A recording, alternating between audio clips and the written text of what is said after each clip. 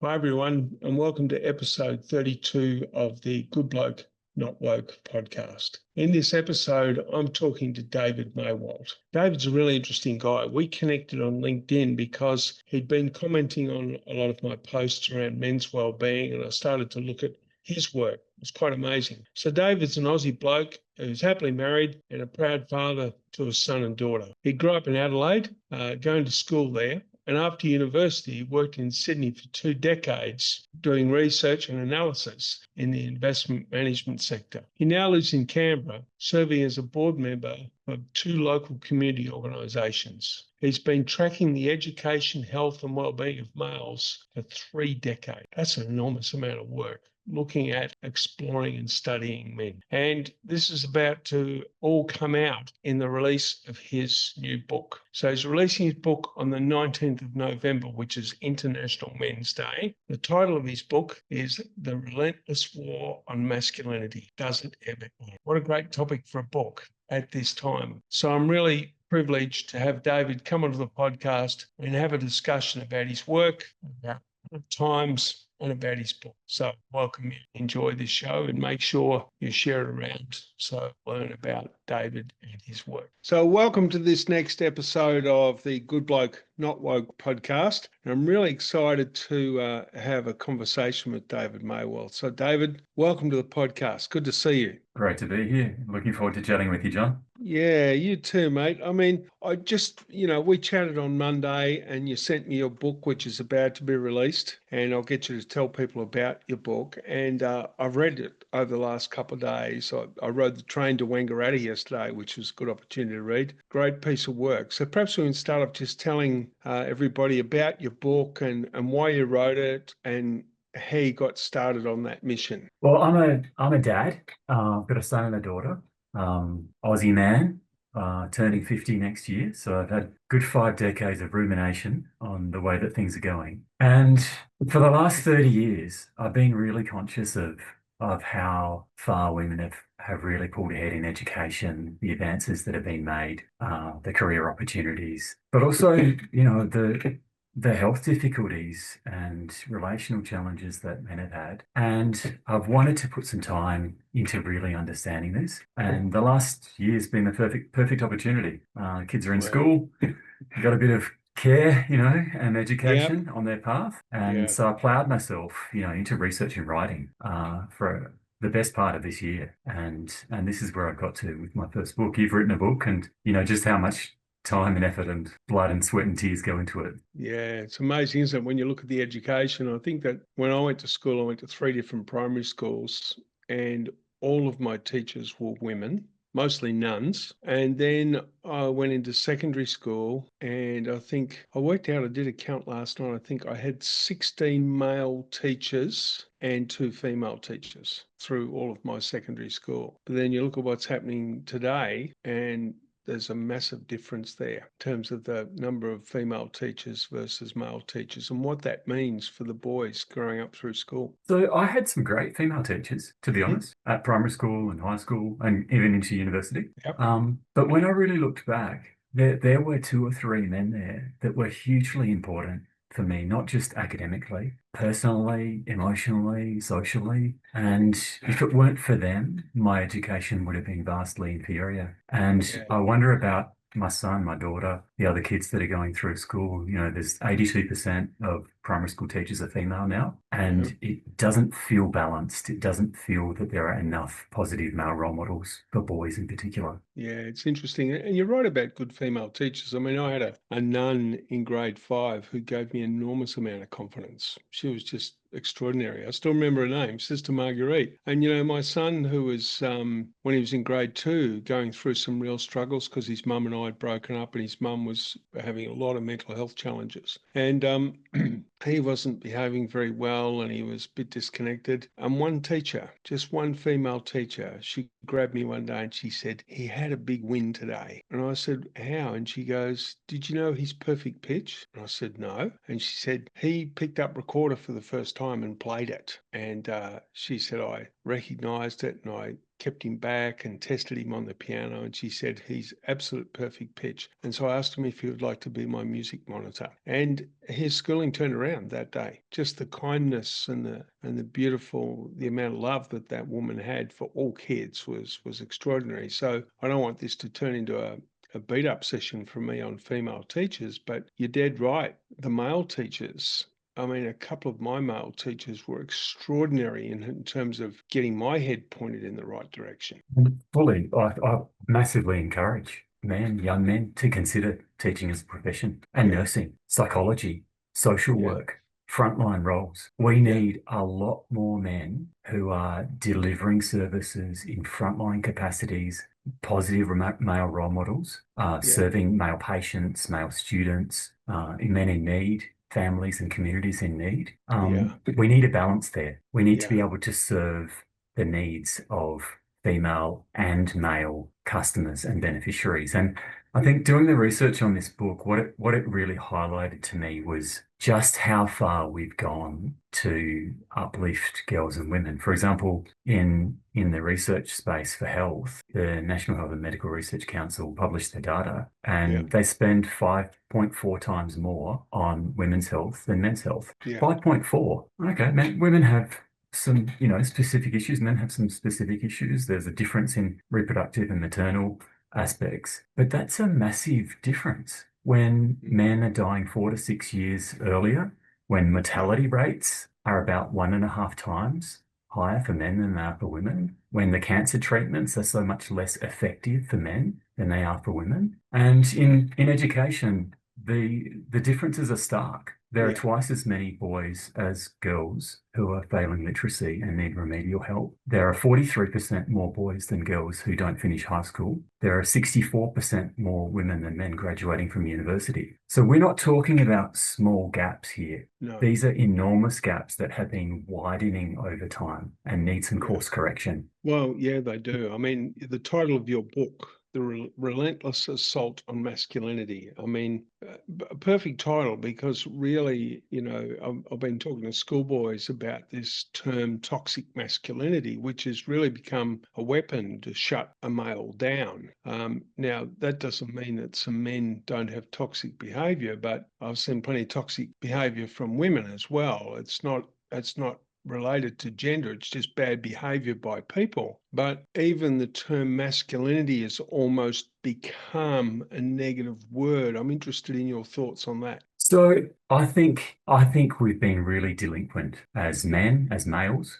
We've let other people tell our stories going back to the 70s and the 80s. We've let other people come up with definitions of masculinity, and they've created straw men which aren't accurate, and they've done that deliberately so that they can completely destroy, flame, obliterate their own straw men. They've come up with their own definitions of what a traditional man is or what traditional masculinity is. But most of the time, what they're talking about, broken men, immature masculinity, unwhole men. And what they do that deliberately, they come up with this really nasty conception of what it is to be a male, this really warped conception of masculinity. And then they berate that and they criticize that and they say, that's not the right thing to do. You need to be more female. You need to be more progressive. You need to be more like this.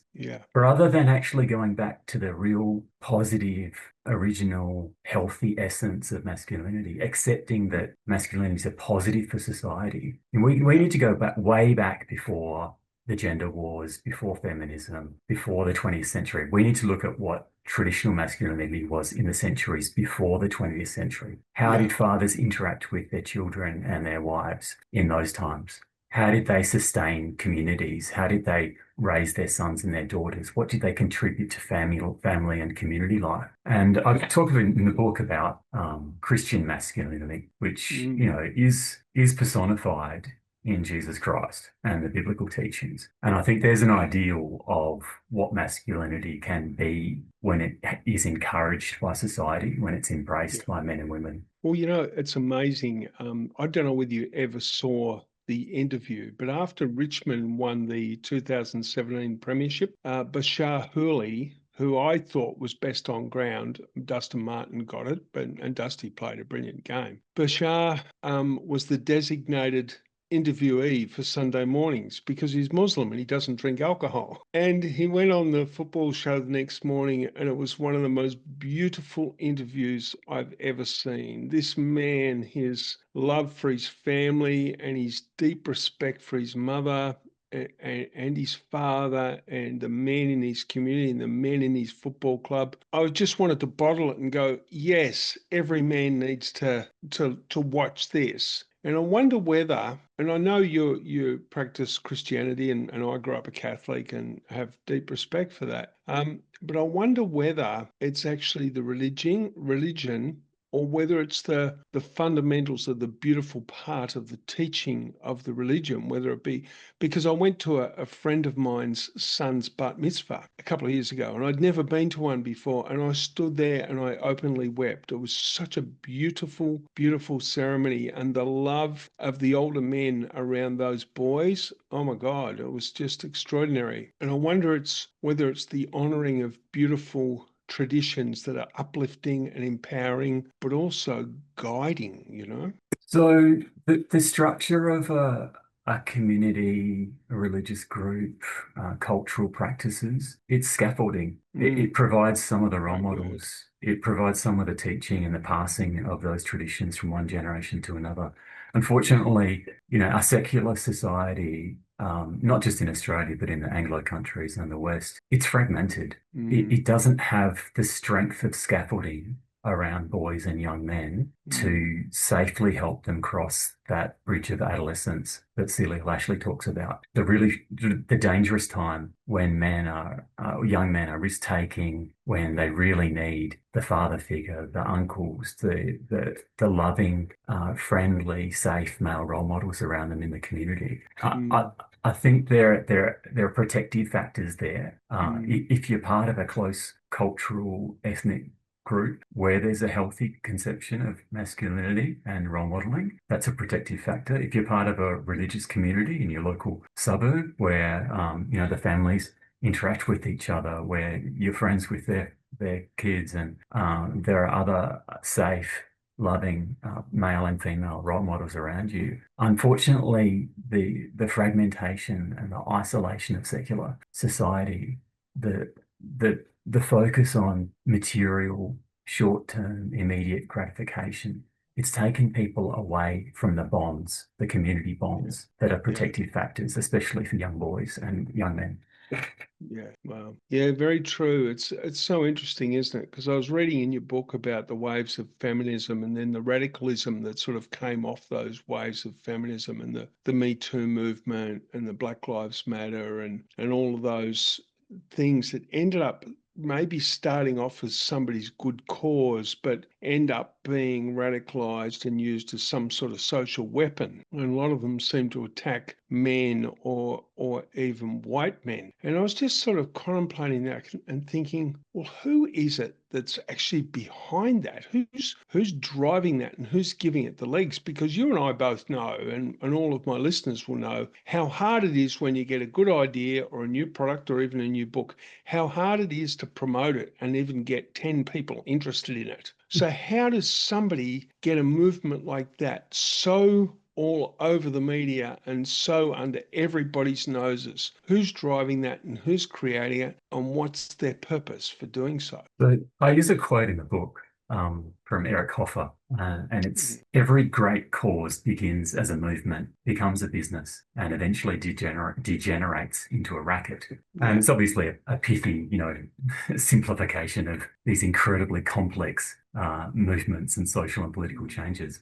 But what it distills is that some of these social change started as what was needed at the time, what had healthy roots and positive intentions behind it. But then as they grew and became institutional and funded by governments and bureaucratic and overreaching, they eventually get to the point where you've got grifters and hangers-on and people making livelihoods out of them, sometimes businesses out of them. But then if they keep overreaching and stretching, they become really destructive socially. What was needed 40 to 50 years ago, what was helping to rebalance disparities at that time, if it goes too far, it goes past neutral, it goes into, unhealthy and then into extreme. And, I'll make the contrast here that the developing world and low-income countries, there's a much bigger need for feminism. There are goals there. There's low-hanging fruit in some of those countries. There are girls and women who need to be protected, empowered, educated,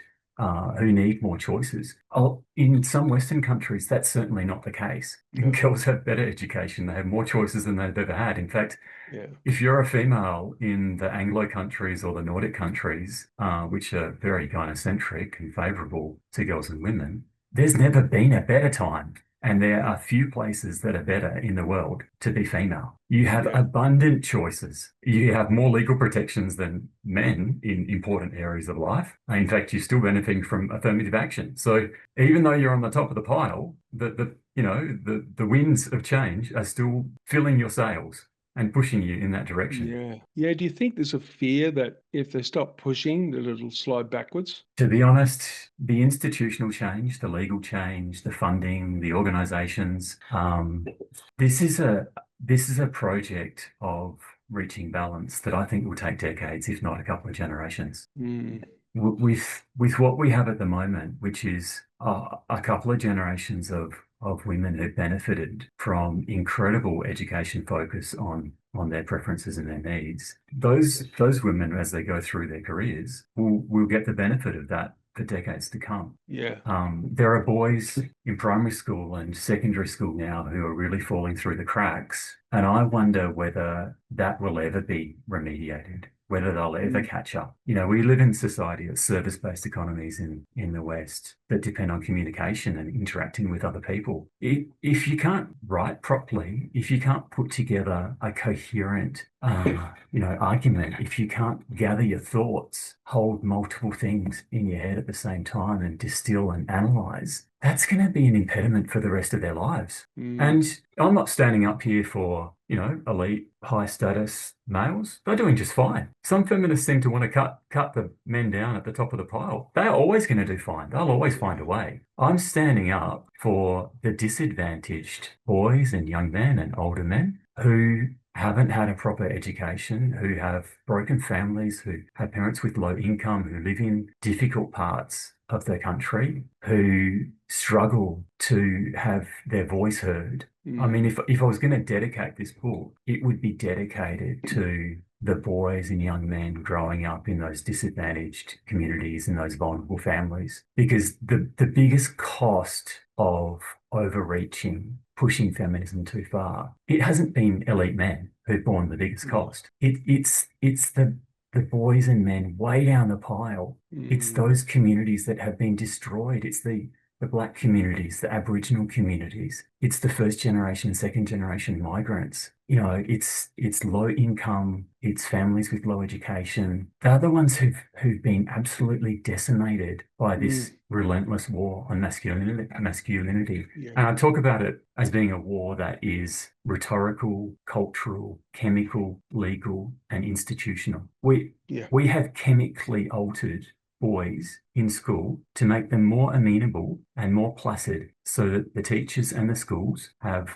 less issues dealing with their innate behaviours. We have institutionally stacked organisations to preference females over males. But it's discrimination. It's systemic discrimination. Yeah. So the war is on multiple fronts, and it is a war that's costing lives because in the Anglo countries, the male suicide rates are 3 to 4 times what they are of the female suicide rates. Yeah. Across those 5 countries, the US, UK, Canada, Australia, and New Zealand, that's 50,000 males who are committing suicide on an annual basis. Boys and men. If we had a male to female ratio, which is about the world average and about what it was in the 1960s and 70s in England and Wales and Australia, if we had a rate of 2 to 1, which is still 2 times as many males killing themselves as females, that would save about 23,000 male lives per year compared to the number of males who are committing suicide every year at the moment across those 5 countries. So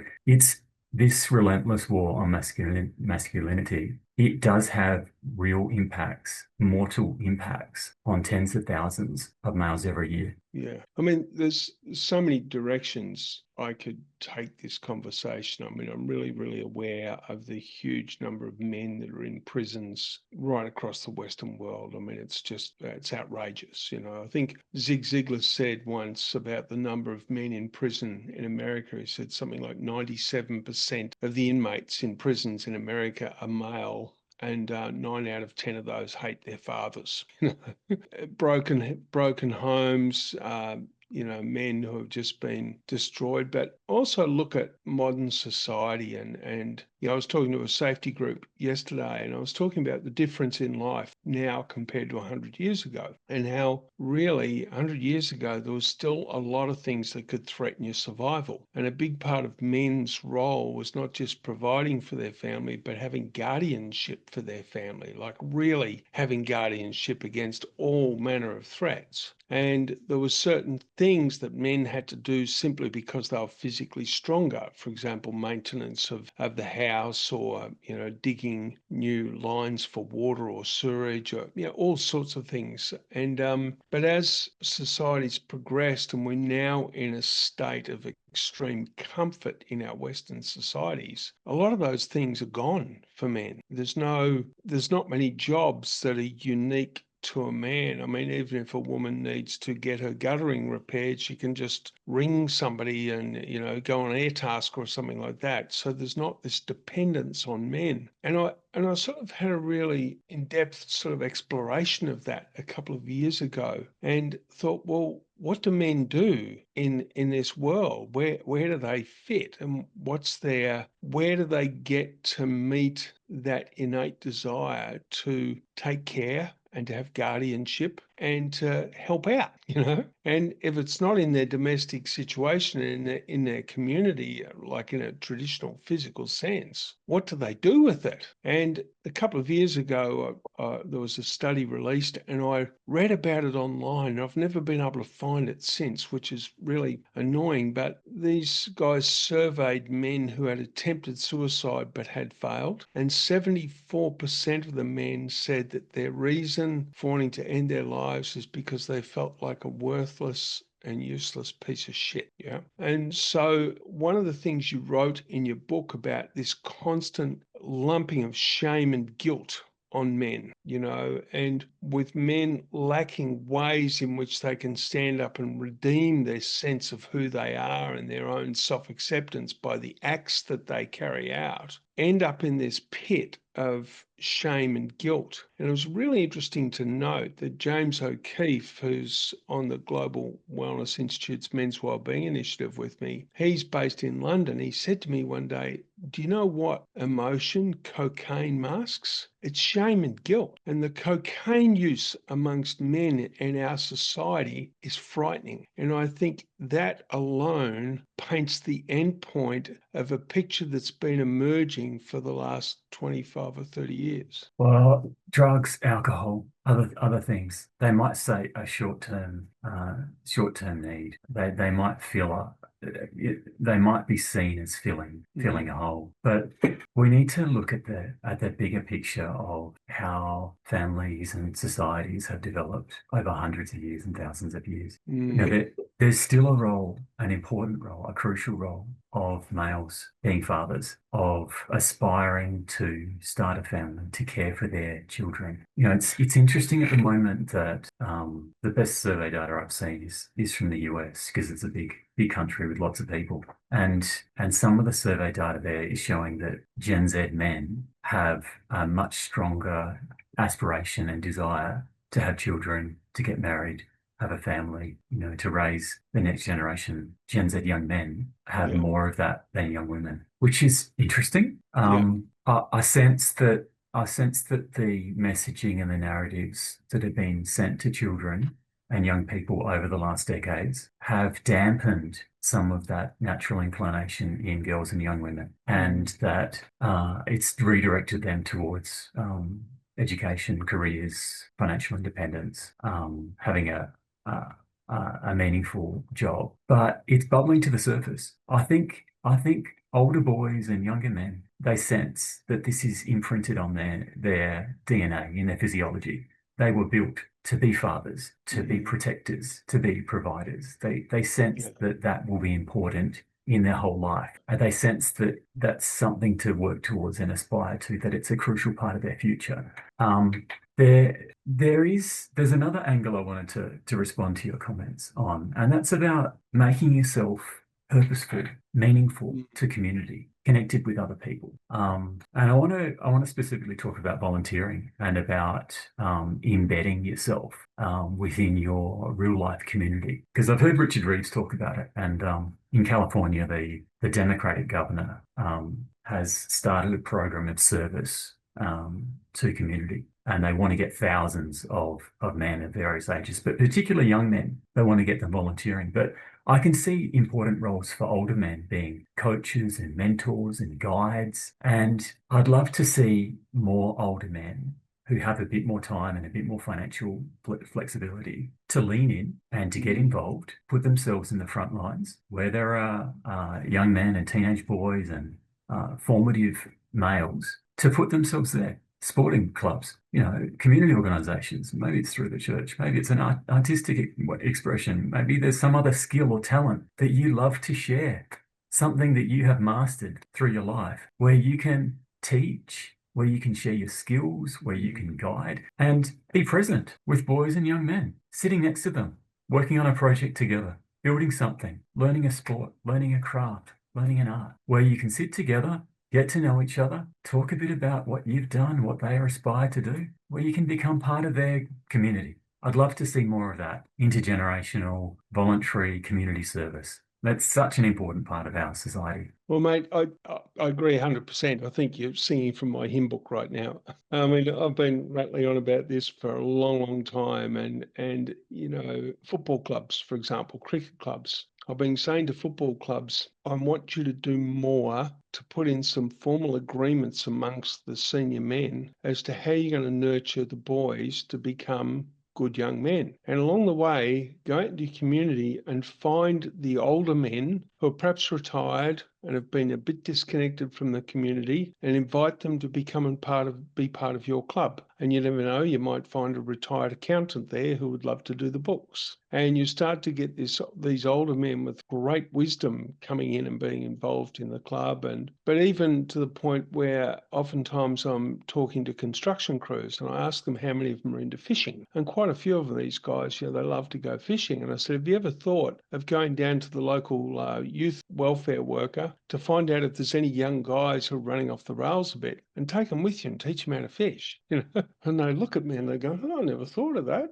Well, would you like to do that? Yeah, I reckon that'd be pretty good. So it's this whole thing of just waking men up to realize that they've got a powerful role that they can play if they want to, getting out there and supporting their own kids and other people's kids in the process. So at the moment, there's a classic route of seeking grant funding and getting a non-profit and a service up and running.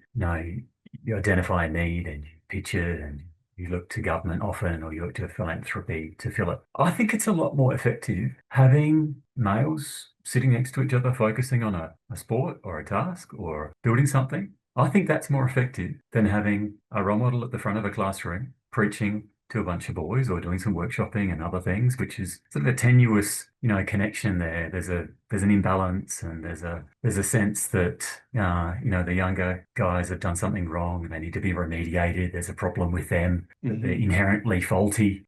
I don't think that's the way to effectively inspire change and to drive innate, implicit motivation. I think it's much more effective to sit side by side doing something together, like fishing. I've found personally some of my best conversations with other men were on long bike rides. When we were out in the national park for 1 or 2 hours, we weren't looking at each other.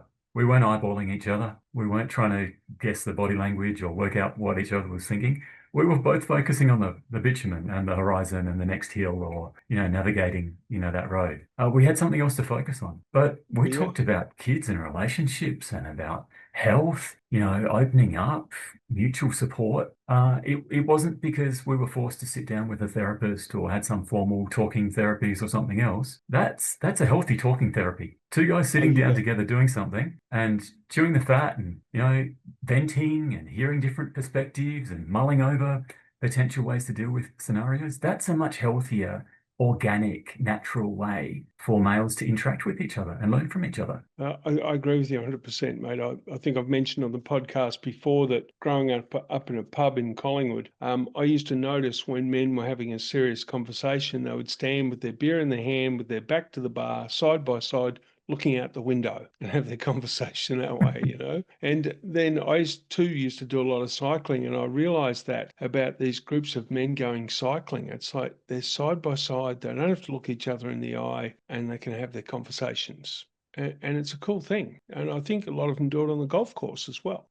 The other thing I want to sort of follow on from your comments earlier, I think men need to be a lot more intentional about balancing the work and professional and business aspects of our lives with the other things in our lives. I think it's easy to plow yourself into your job, sales targets, being a good employee, being a good boss, and so on, and to lose sight of, to de-emphasize the most important role, which might be as a father or as a husband, or a leader of a family or a community member. Unfortunately, where we've gone with house prices and the economic stress for younger people, working parents, key workers and others, it's stretching things too thinly. We've pushed that economic model way too far. Yeah. And we're expecting, young people to have two full-time jobs or sometimes 2.5 or 3.5 to pay the rent or to pay a mortgage at the same time as raising 1 or 2 or 3 kids, and what's left at the end of the day? They're physically exhausted, mentally and psychologically depleted. They're not the best parent they can be. I think this model has gone down a dead end. It's not going to any good place. I mentioned in the book, one of my biggest regrets as a parent is not starting sooner. I was 40 when my son was born, and bloody hell, it's hard to keep up with them in my 40s, and I'm about to turn 50. It's not getting any easier. They are getting faster and stronger and more agile and thinking on their feet. And I can't say the same of myself. I struggle to have the energy and vitality of when I was in my 20s. My biggest piece of advice, I mentioned this in the book, if having a family is important to you, if you're a young person out there thinking about the rest of your life, if having children is important to you in the whole span of your life, get cracking on it. Don't defer it. Don't wait. It's much more fun to play with kids in your 20s than it is to pick yourself up off the floor in your 40s. You're physically more able to engage. The sleepless nights, the challenges of being a parent, all of those things are much more achievable when you're in your 20s or your early 30s than they are if you defer and wait. Yeah, I agree. And it's but it takes it even further to grandparenthood because, my my son's 2 boys, one's nearly 5 and the other one's 3. And I'm 65. And when the oldest boy came along, I realized I was going to have to up my training to be stronger, faster, more agile, because I want to keep up with these boys as they grow up. I want to kick the footy with them. I want to play cricket with them. But to be able to do that, I've got to have that capacity in me. So I get it about doing it when you're younger. I mean, one of my brothers, he'd had all of his boys by the time he was 25, I think. He's got 3 boys. And he's maybe he was 27, but now they're all men and they've all got kids, but he was able to keep up with them when they were younger, and they were really high energy. They were all really good athletes. But I think that's a big part of it too. I wonder where you think there might be a relationship between men feeling discouraged and then not taking on exercise and those sorts of things to develop themselves physically. Yeah, the emphasis and the support and encouragement is less than it was 20, 30, 40 years ago. You're seeing this in schools where they feel that they have to have equal sporting opportunities for boys and girls, where they're really using affirmative action to encourage more girls to be active and fit and confident and empowered. And I think probably my sense is that boys need that more than girls need it. It's matched to their innate physical, hormonal, needs. And it plays a really important role of keeping them active, hands-on, learning through doing. Yeah. And having the bigger bounds to try and fail and to have a safe environment to do that in. I watch my son and my daughter when they're physically playing, and when I watch my son and the other boys in the playgrounds and when they're learning new skills, I feel a bit of protectiveness. I've been part of this safetyism, generation of, looking out for every risk and downside. And I have to consciously wind my own, reactions back. And it's a bit philosophical. You're watching, two boys getting quite, they're roughhousing and they're having a real good go at each other.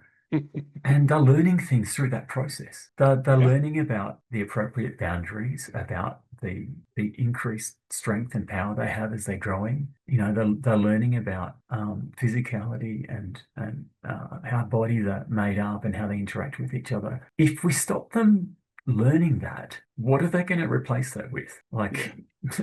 This isn't exercise. Using smartphones and playing video games, it's not the same way of learning by doing and interacting with other people. If we block off climbing trees and climbing playground equipment, if we destroy that desire to test boundaries, to be independent, to take risks and learn from doing, what are we doing? We're destroying their soul. We're destroying part of their lives. Yeah. And by limiting that and forcing them to do other things, maybe they'll overeat, maybe they'll take up video games, maybe they'll be inside. It's not as healthy. It's not as good for their development as letting them naturally express that effusive energy and learning by doing. Yeah, I remember I went to visit some friends of mine. They've got 4 sons, and I was the sole godparent of all 4 boys. Wow. And they're pretty wild, and we're outside, and they've got quite a steep hill in the street outside their place, and the boys are out there with their bikes, etc. And the youngest was like 3 or 4 at the time. We had one of those plastic push-on, pedal things, like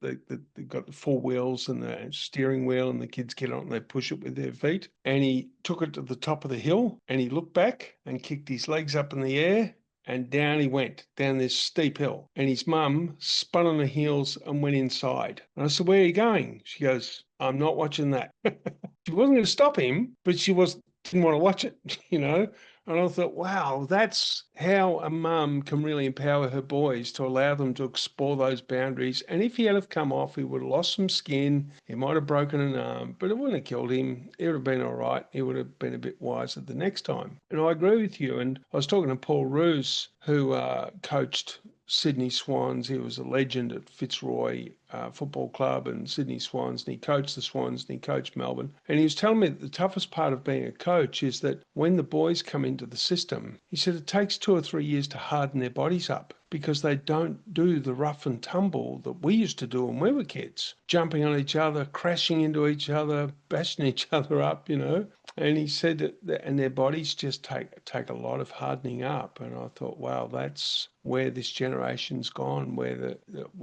the kids' life after school has become quite sanitized, and boys don't get to experience and explore their boisterousness. So it feels like, that lean of gentle parenting and went a bit to an extreme. Yeah. I reckon if grandparents were more closely involved, and if there'd been more of a genuine village and community around raising kids, I reckon we could have navigated that in a smarter way. Do you think we still can? I think we still can, but if young people move away from their extended family for work or studies and never come back, and if they delay parenthood, think about the age of the grandparents when kids are born.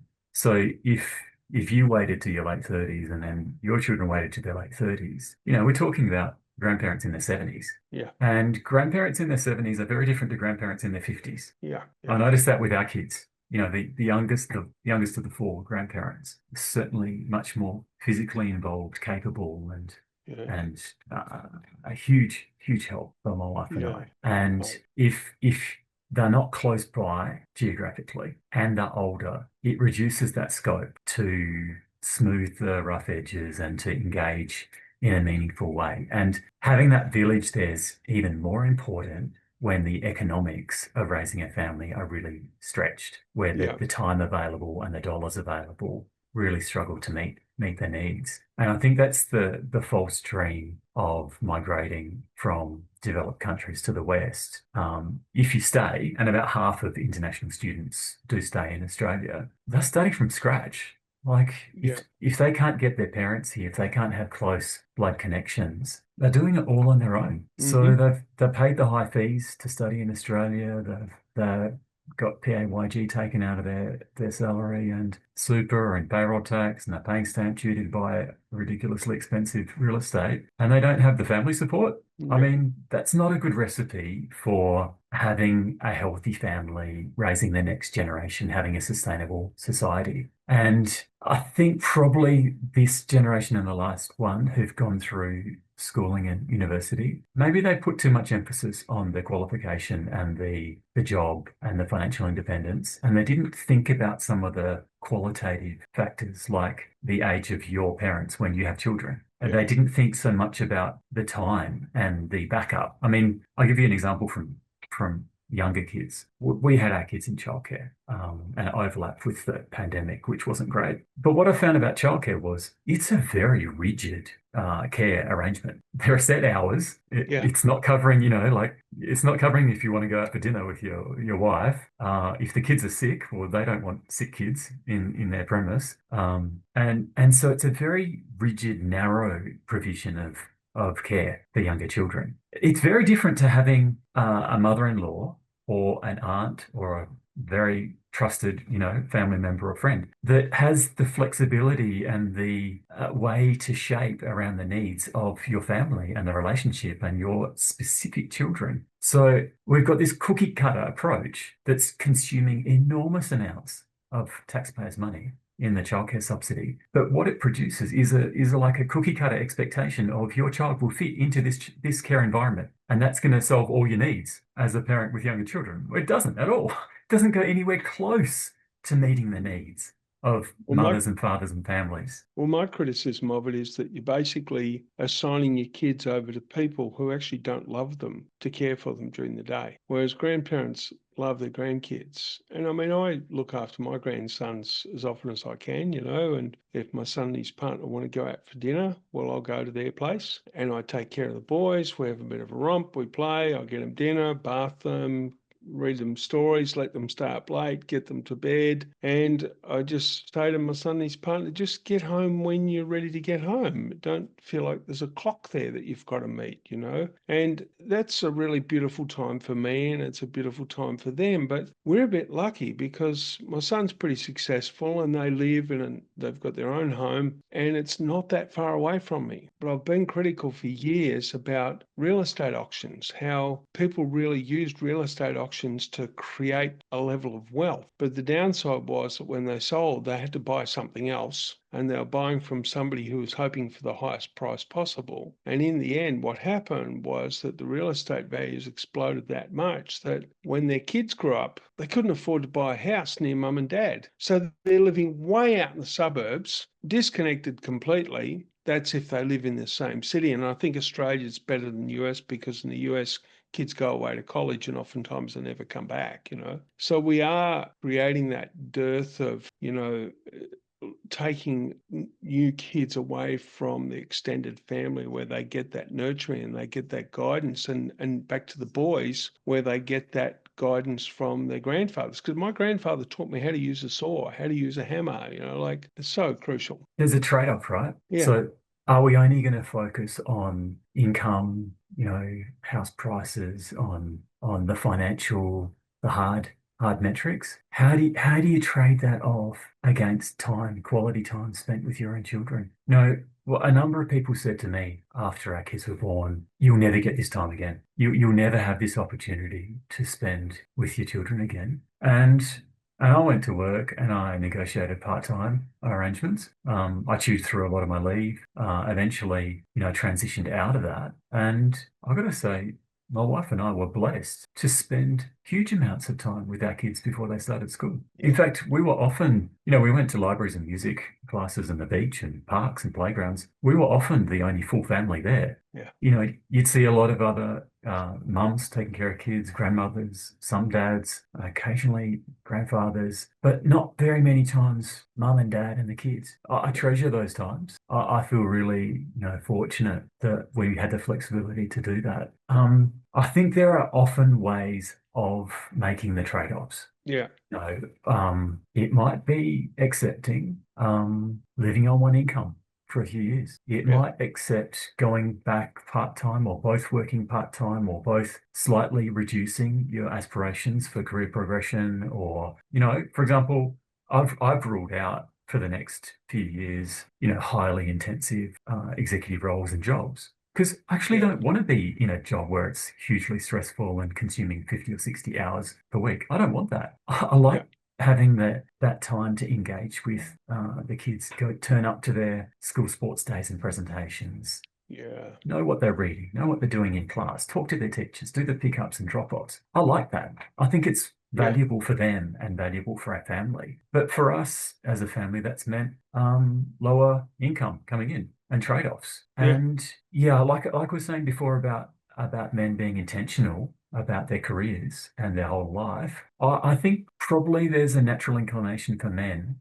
to lean heavily into being the provider and making money. And it's quite hard actually to trade that off. Like I know how much income I'm foregoing. I don't know how much value I'm contributing on the other side. And it's very hard to do that rigorously. You've got a sense, right? You've got an intuition. You've got a gut.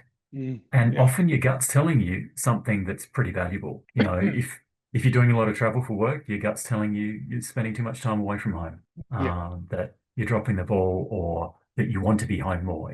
If you feel when you get back from a work trip or back from being at work that you've missed your kids and your wife and that you want to really re-engage a lot, maybe that's telling you something. Maybe there's a different trade-off there in terms of income, hours, quality time, relationships, the sense of being a better father, being a better husband, that's telling you something, that there's a rebalance there that would be healthier for everyone. Yeah, I agree. It's a choice that really needs to be made, doesn't it? It's like there's Edward Stanley, who was the 15th Earl of Derby, once said that those who have no time for bodily exercise must sooner or later find time for illness. And I think the same goes for, men who feel like they haven't got enough time for their kids. Well, there's a real risk that their kids are going to demand that time by becoming a drug addict or by getting into trouble, or, like I've got a friend at the moment, her ex-husband's completely disconnected from the kids, and her son is so far off the rails and causing her so much distress, she just can't live her own life. And her ex-husband's off overseas enjoying his life, and every time she gets her son to a bit of a line where he's starting to improve a bit, his father, out of his guilt, gives him money. And guess what? The money gets spent on, and it's like this thing of, really make a decision right here and right now. And as you say, listen to your intuition. And it's the old Harry Chapin song, Cats in the Cradle, or the John Fogerty song, Someday Never Comes, It's right here, right now. What's important and what do you want to create in the future? And what sort of relationship do you want to have with your sons in the future and your daughters? So one of the things that's really important that I wanted to communicate through my book is the crisis of fatherlessness, epidemic proportions in the West, and having gone in the wrong direction. And it's particularly the case amongst disadvantaged communities and vulnerable families. Unfortunately, the biggest impact of fatherlessness has been in minority, Indigenous, disadvantaged communities. And it's been a real undermining of those entire communities.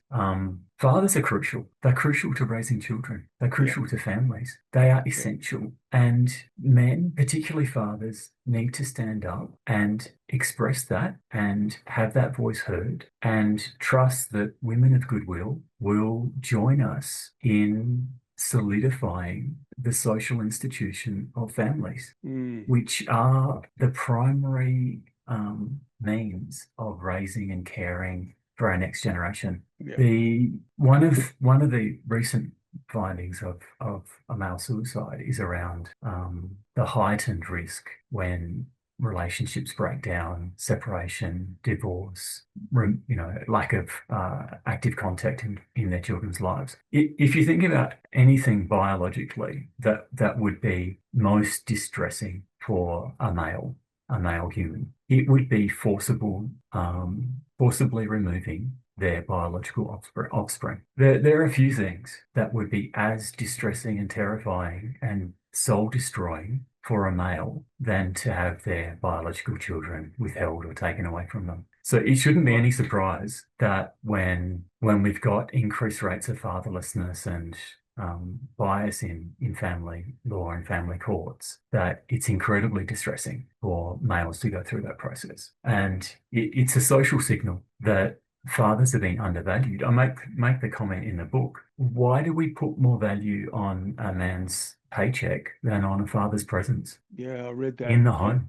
Yeah. With his own children. Yeah. Like, for heaven's sakes, a healthy society tightly binds mother and father to their biological children. It tightly binds them. The thing that marriage solves is keeping the father actively involved with his children's lives. It's binding him to his family, because there's any number of, biological and evolutionary reasons that males might go off and look to, have children with another woman. But the social solution of marriage is to bind the man, the father, to his children, so that it not just that he brings in a paycheck, but that he is a protector and a mentor, a guide, a positive male influence. And there's oodles of research here about children growing up in intact families having vastly superior outcomes, from education to health to well-being to incarceration to any number of other measures. We need to be championing that research, but also it echoes the great religious traditions and what we know about societies working together harmoniously. You bind mother and father together. They raise their biological children. That's the safest way. That's the healthiest way for us to propagate the next generation to have a sustainable society. Yeah. Look, I agree. Well, I can't argue with anything on that. And I think as the backup point, when that does fall apart, that's where the community groups like the footy clubs and all those come into play, to where other men and other parents can step up. I mean, God, I've got so many stories on that. Like one troublesome worksite I went to that was really militant. The workers were treating management just abhorrently, and they asked me to help. And I thought, well, I don't know how I can help, but let's put on some men's health sessions and let's see if something opens up. And there was one big man in the room, and you could see that when other men were answering a question, they would sort of defer to him. And I realized that he was the power center. And I was talking about football clubs and the power of football clubs and what they do in the communities. And I just said, is anybody here involved in a football club? And this big bloke went, yeah, I am. I said, really? What, are you a coach? And he goes, nah. So would you mind telling us what you're doing? He said, well, around where I live is a lot of broken families. So there's a lot of young kids who don't have anybody to get them to their football game. And he said, so I've got a big van, and on Sunday morning I go around and pick up all those kids and make sure they've got their footy gear with them. We take them to the game. They get their game. And he said, I'll make sure they've got all their gear when we're finished, and I'll make sure they get a pie after the game, and then I get them home again. The problems on that work site stopped in that moment, because he revealed his humanity and what a decent human being he is. And the rest of the men on that site decided it's good to be decent in that moment. You don't know how things are going to work out, but you're also talking about the family court before, and I've got a really raw example of that, where one of my best mates, 6 months after his son was born, and he was a great dad, he owned a gym, and he would pick his son up every morning and take him into work with him so his wife could have a sleep in. And he'd carry the baby around while he's instructing people in the early mornings. 6 months in, she filed for divorce. She'd met someone else, and she wanted 90% of the assets and full custody of the child. And for 18 months, it was back and forth and back and forth. And she went into court, and I can put my hand on my heart and say that she and her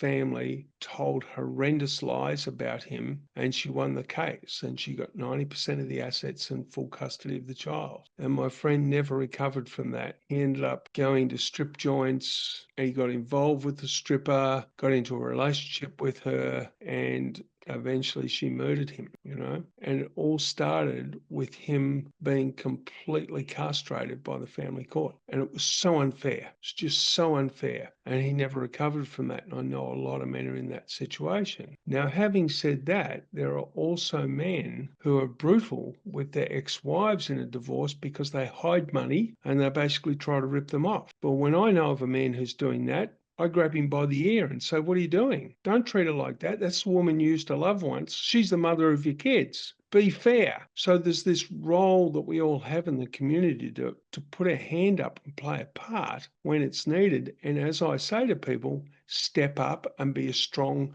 masculine man who follows his moral compass and have the courage to say what needs to be said. And I think when we do that, we reclaim the ground that men need to have in the society. And it's an important role that can't be reduced to tick a box, compliance, legal. I think that's the challenging thing about masculinity, is that there is a lot of subjective judgment and modulation of strength and compassion, of decisiveness and kindness. It's not something that can be easily described or programmed into a young man. When you look at the traditional societies and the rites of passage that were common before the middle of the 20th century, this was about loving elderly men who had life wisdom, who had a breadth of experience, taking teenage boys away from their mothers, often forcibly removing the boys from their mother's protection, taking them as a group of loving men and teaching them about some of the harsh realities and some of the healthier ways to respond and be pro-social and community builders. That can't be done by writing a piece of legislation or creating a government-funded program. It's so subjective and loving. It's an expression of passing on male virtue from one generation to another. It's subjective.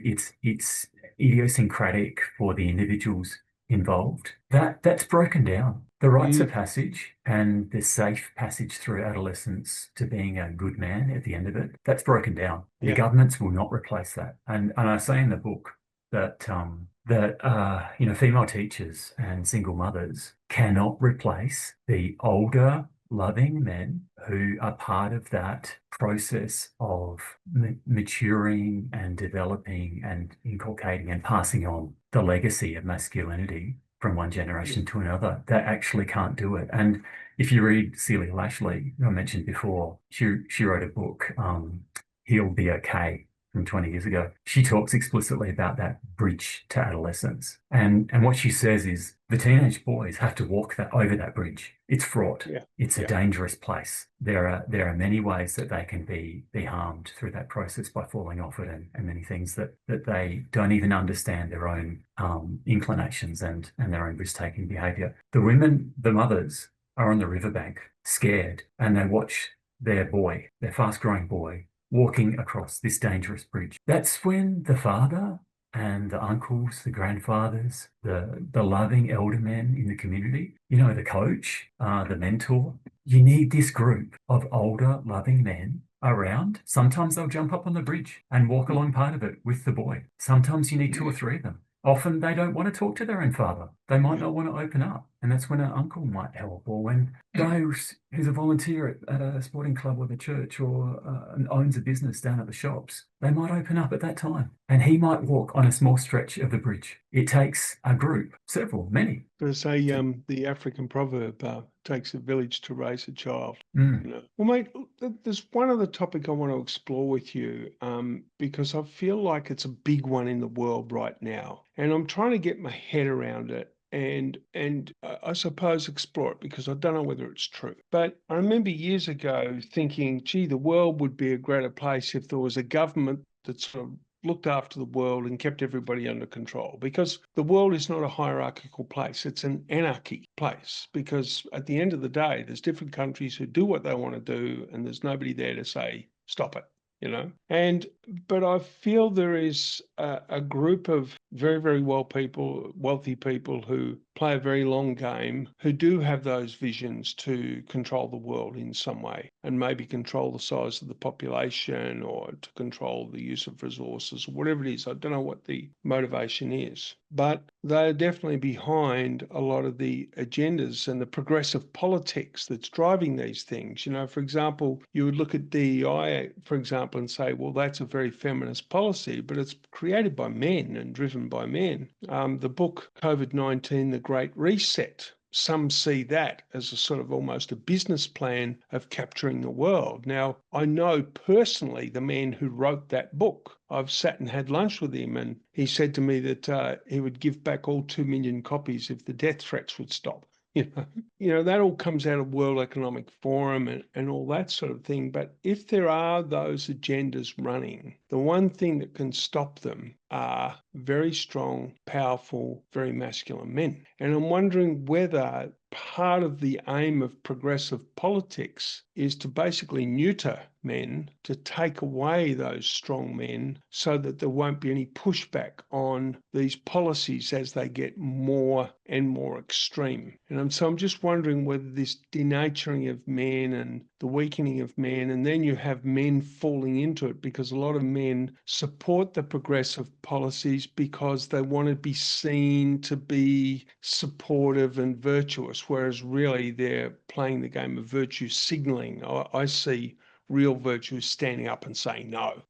I'm just wondering if you've explored any of those viewpoints and if you've got any sort of ideas about it or beliefs about it, because I know that a lot of people who listen to this podcast are really curious about those things as well. I think some of your listeners might be interested in the backers of feminism. There was a fantastic article written by Tom Goldman, which talked about how the Rockefellers and Miss Foundation and US government, United Nations, and more recently Melinda Gates, how she's put $1 billion pledge, $1 billion US towards women's empowerment. And this is in 2019, which is interesting because one of my central theses in the book, The Relentless War on Masculinity, is that for the last 40 years, we've gone from somewhat a neutral equality in the late 80s after women, with the majority of university students, and there were equal opportunity laws and equal pay laws and other things. In the late 80s, we've gone from that area of sort of healthy balance towards increasingly more and more gynocentric. And it is interesting that as feminism became more institutional and powerful, they had legal victories, political victories, economic victories. Instead of being sated or course correcting, it almost became self-sustaining.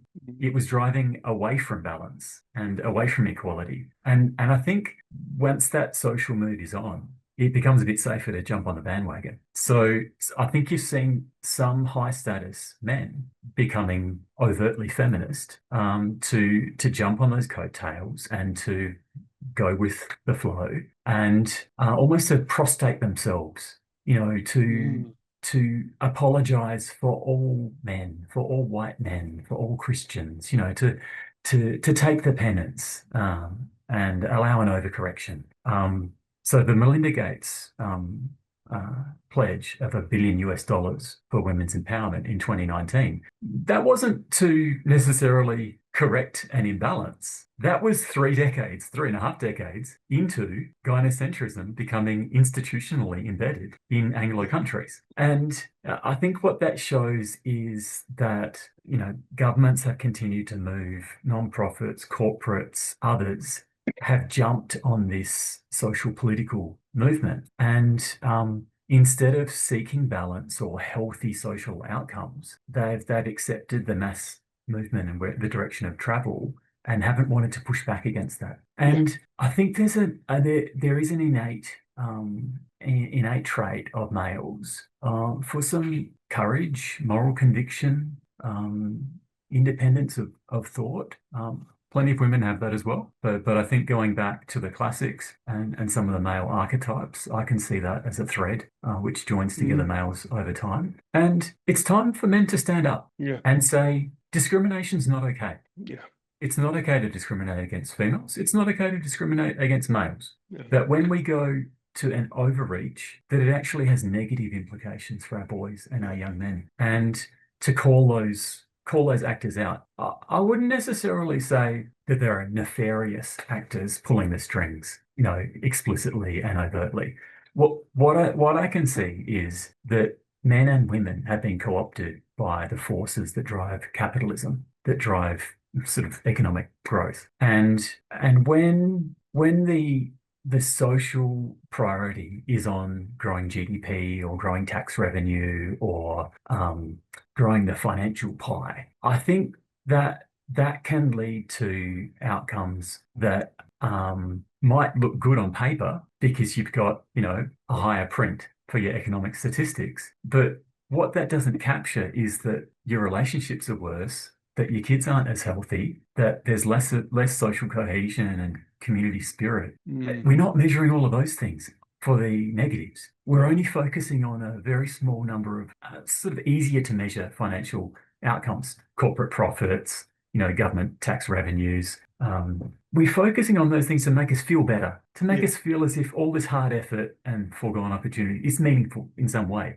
I think what our heart and what our gut is telling us, and a lot of people in Australia are saying this, is we're not on the right track. We're going in the wrong direction. They sense it. They can't look at the ABS statistics and say, this is exactly how we're going on the wrong track. But their heart is screaming to them and their guts are saying, this is really wrong. Well, look at the size of that march in Melbourne a couple of years ago. I mean, the ABC and the news channel said there was 10,000 people there. There was at least 3 or 4 MCG loads of people there. They were pissed off, and that very masculine driven but peacefully masculine driven rallies in England, Tommy Robinson and his crew, pushing back over there. So this has been wonderful. I really hope people read your book because it's a really cool piece of work. It really does frame it up beautifully, and it provides some really helpful direction. When will the book be published? So the plan is to release the book on the 19th of November, which is International Men's Day.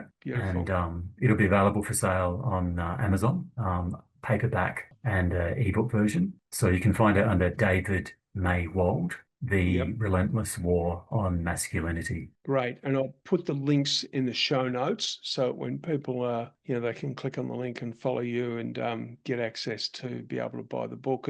And if you're interested in this topic, which I'm sure many of you are, please pass on to your friends and let's get this book out there, because it's a discussion that we really do need to have right across the world, because we've got emerging generations of young kids, young boys, young girls, and there's mums out there who are worried about their boys and dads too. And so if we can bring this book into the conversation and balance out our views, maybe we can then help to bring some balance back into the next generations and get the ship back on track. So David, thank you so much. Thanks for your courage to write the book. And thanks so much for taking the time to talk to us about it today and to be part of the Good Bloke, Not Woke podcast. And before we go, I've just got to ask you, when you were growing up or through your life, was there a particular man who, resonated with you that you connected with, that gave you a sort of an insight as to who you wanted to be and what you wanted to do in this world? Well, it's my dad. Yeah.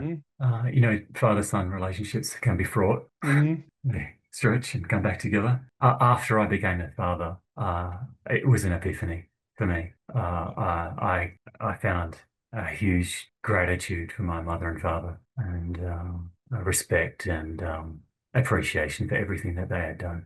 This one's for my old man. Thank you very much, mate. That's pretty cool. Well, thanks everybody, and please take care out there, and remember, be that adult that you needed when you were a little kid and you're in trouble or you're frightened. Take care. See you all soon.